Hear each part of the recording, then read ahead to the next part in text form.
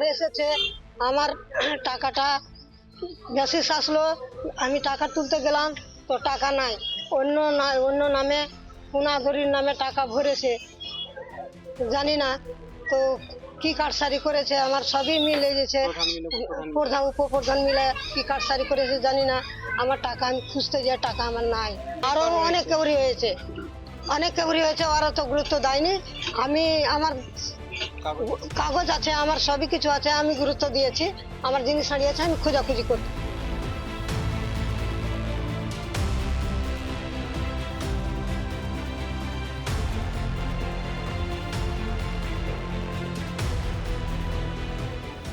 অভিযোগ, আমার মায়ের নামে ঘর ঢুকেছে এবং আমার মায়ের নামে লিস্ট আছে, আধার কার্ডে ম্যাচ আছে, সব কিছুতে ম্যাচ আছে, অথচ টাকা তুলতে গিয়ে টাকা পাচ্ছি না।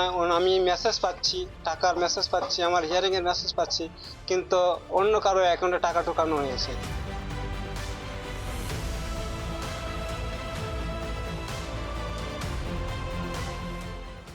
না, ঘটনা হচ্ছে এই ঘরটা তো আবাস যোজনার ঘরটা তো আমাদের নতুন পঞ্চায়েতে আসার আমাদের প্রধান আমলের লিস্ট নয়। এটা হচ্ছে 2016-17 লিস্ট। 2016-17 থেকে সরকার পক্ষ বিভিন্ন জায়গায় বিভিন্ন রকম সংস্থার মাধ্যমে ইনকোয়ারি করে আবাস যোজনায় যার সত্যি নাম আছে, যে পাওয়ার যোগ্য, টাকাটা তার নামেই যাবে। এবার ব্লক দপ্তর থেকে বা ইনকোয়ারি থেকে বা সুপার চেকিং থেকে কোথায় কার কি হয়েছে সেটা তো আমাদের মেম্বারদের বলার ব্যাপার নয়, বা আমরা জানিও না।